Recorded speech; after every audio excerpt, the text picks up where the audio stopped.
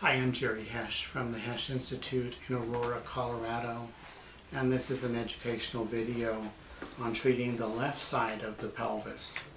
And this was motivated by my observation that a lot of persons who have had treatment for a diagnosis of sacroiliac joint dysfunction have been given self-treatment techniques to address pelvic asymmetry on the right side of the body, but they have not been given self-treatment for the left side of the body. And so this is a presentation on a common pattern on the left side. I certainly can't diagnose over the internet or over YouTube, but I wrote a book chapter in this book titled Movement, Stability, and Low Back Pain, The Essential Role of the Pelvis. And you could get that via interlibrary loan. And I have a chapter titled Evaluation and Treatment of the Most Common Patterns of Sacroiliac Joint Dysfunction. And I describe a pattern of dysfunction in the pubic structure. I describe several patterns of movement dysfunction of the ilium on both sides of the body and movement dysfunction of the sacrum.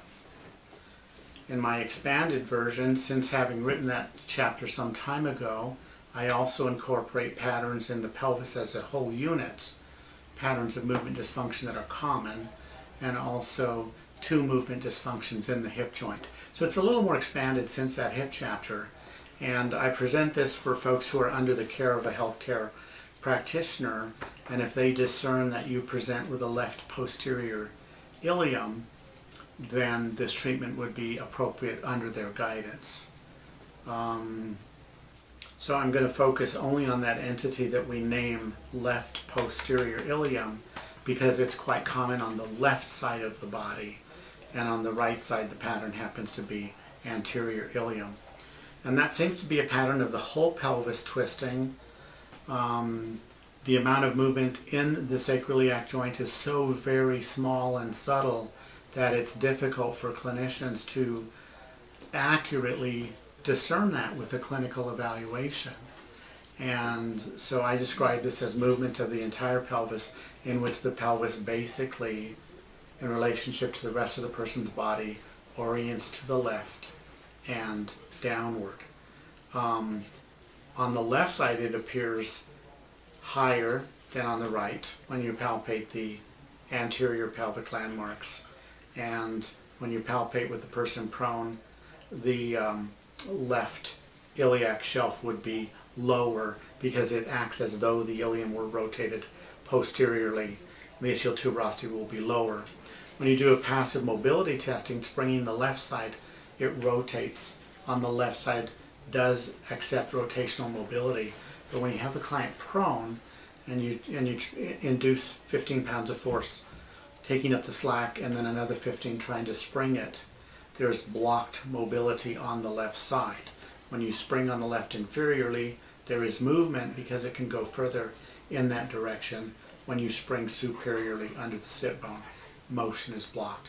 And that's what we call a left posterior ilium.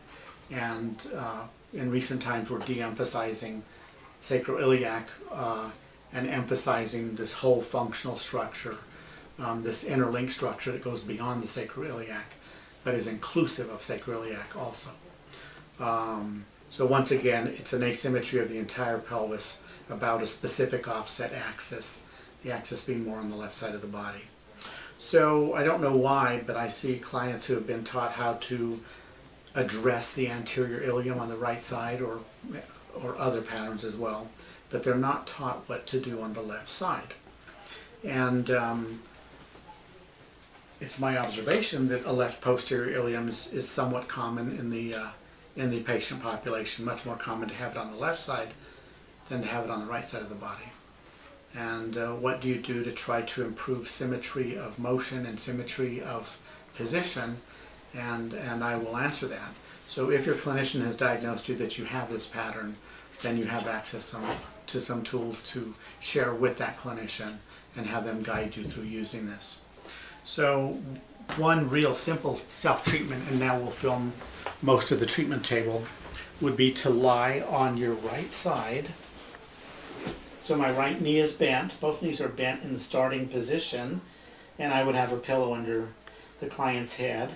And what you do is you have them straighten out the top left leg, but you take the leg behind the body. So the hip is actually extended behind the body, and then you let it stretch down to the ground, being careful not to let it glide forward. Again, you want that thigh behind the line of the body of the trunk. Okay? And so holding that hip in extension and then letting it stretch down to the ground. And you do that for 2 minutes.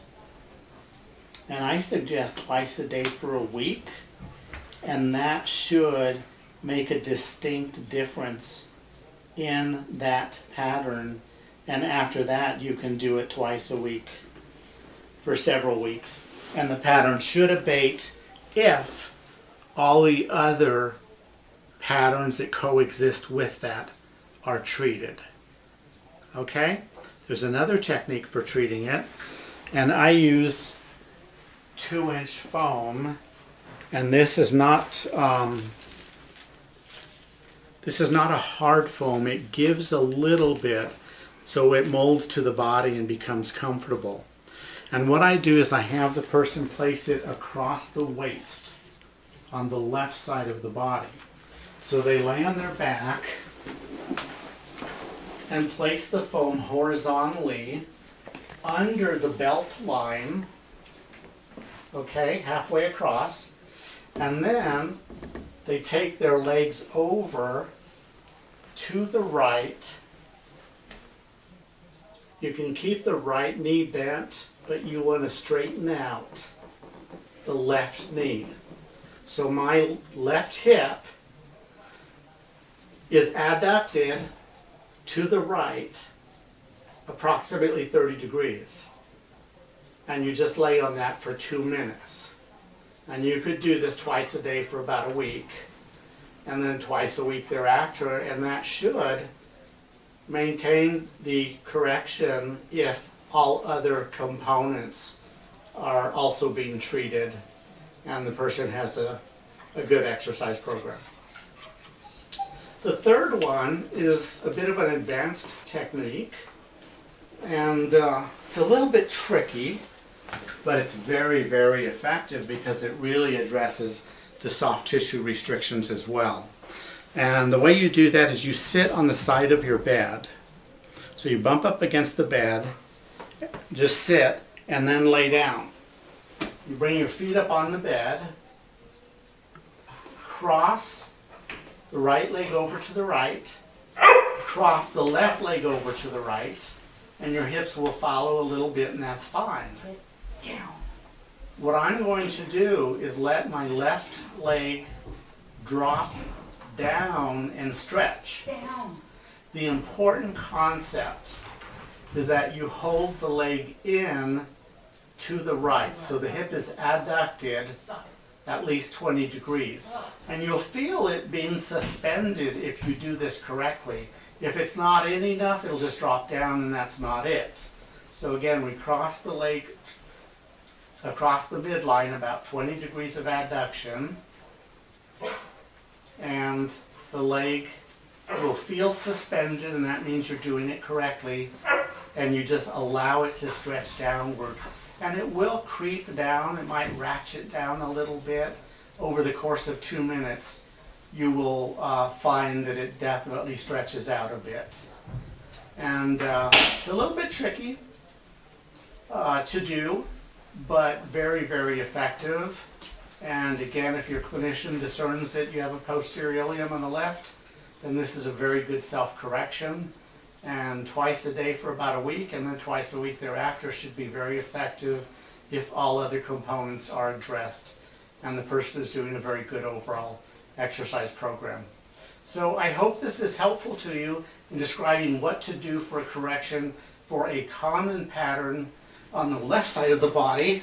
And again, I'm Jerry Hesch from Hesch Institute in Aurora, Colorado, and we are sacroiliac experts, and Our website is Hesch Institute, and that name is spelled H-E-S like Sam, C-H. We also have a YouTube channel and a Facebook group by that name. Thank you very much.